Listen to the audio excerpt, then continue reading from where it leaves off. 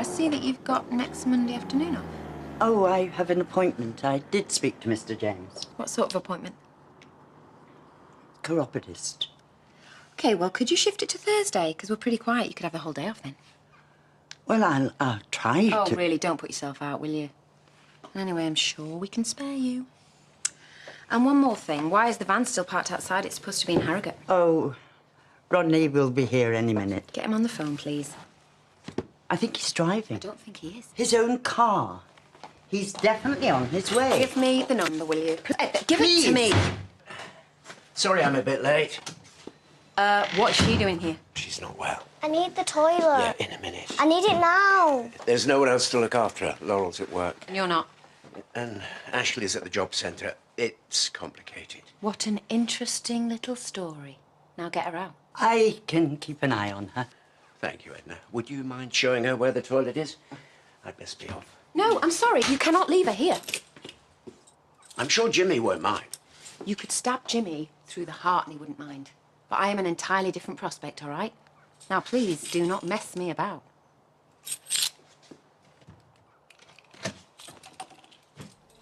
Can't fault.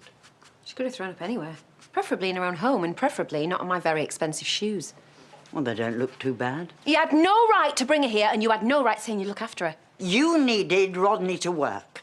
I was being helpful. My tummy hurts. Your granddad won't be long. Well, he should have been here ages ago. He is stuck in traffic. He's what? He just called a few minutes ago. Why don't you ever pass on messages? She just did. Well, he should be here. It's traffic. What's the big deal? We all get stuck in it, even you. But we don't all get stuck with... that. Is she all right? Yeah, she's a little angel, not remotely annoying. She's been as good as gold. And that one's not much better either. I'm sorry, Edna. You've nothing to apologise for. Except letting people walk all over him. Well, I'm sorry, I'm sick of it, I've had enough. This is a business and it's about to get a lot tougher whether you guys like it or not, OK? You can get off if you like, Edna. What about Gabby? Oh, I think she's over the worst. Hey, Where have you been? making the delivery. Hey, have you been all right? I was sick again. Oh, sweetheart, come here. She's had some water and she's managed to keep that down. Oh, thank you. So anyway, Rodney, you owe me a new pair of shoes. So I shall be taking it out of your wages, yeah? Don't be ridiculous. She shouldn't be here. We've all got kids. When they're sick, they're sick. And why is it taking you so long to get back? I checked the roads, they're all clear. I made a slight detour. On our time, while we're babysitting. I thought it might cheer her up. Thanks, Grandad. So you got anything to say, Jimmy? Anything at all? He made the delivery. That's all that matters. You really have no idea how to run a business, do you? He managed very successfully before you arrived. No, Edna, it was on the brink, and I'm here because he needs me. I think I'd better be getting Gabby back. Come on. And don't worry, I'll be on time tomorrow. Make sure that you are, because you've sort of crossed the line today, and we can't ignore that. So as of now, you're on an official warning. Edna? So, what's the problem? So you called your brother. We all decide if someone needs disciplining. Rodney didn't. In your opinion. Shall we take this in the office?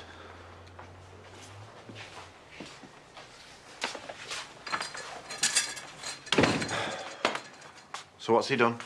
He was late in arriving, which meant the delivery was late. And he dumped Gabby on us. Hardly a crime. No, but pebble dashing my shoes is. Did we lose money because of the late delivery? No. Only because I had a word with them and smoothed things over. We nearly lost their next order, all right? I had to give him a discount. I'll talk to him. Make sure it never happens again. Oh, yeah, because he'll really listen to you, won't he? You let people walk all over you. This is Rodney. Exactly. Your boundaries are all blurred, which is why you need to leave the tough stuff up to me. So while we're on the subject, I notice you've given Edna the afternoon off next week. Well, what's that got to do with you? Well, why don't we just make it a whole week? Save on pennies. Are you just going to stand there? I need a drink, and I don't need to be dealing with this. Come on. So, can we forget all this? No, the warning still stands. Carl? You nearly lost us money, Rodders. Well, technically you did. I'm with her. Are you kidding? You called me. You wanted my input. Now you have it. Don't bother me next time. You need to stop acting like you're in charge. Well, somebody needs to. And you clearly don't know how. And I am a partner in the firm, and that's part of the job. Upsetting the staff is not part of the job. You've already done it with Rodney, and now making Edna take a week off. She'll think she's done something wrong. I'm not sacking her. It's a business decision. It's not personal. And Carl doesn't seem to have a problem with it. Well, he wouldn't, would he? And Rodney's hardly his favourite person. And that's all you think it is? What else would it be? Please, come on, Jimmy. We both know he never listens to you. He does. Do you know, I know what it is like when people have to live and work together, especially with brothers. I've seen it with Jay and Nikhil. We don't argue all that much. That's because you always give in and he expects it.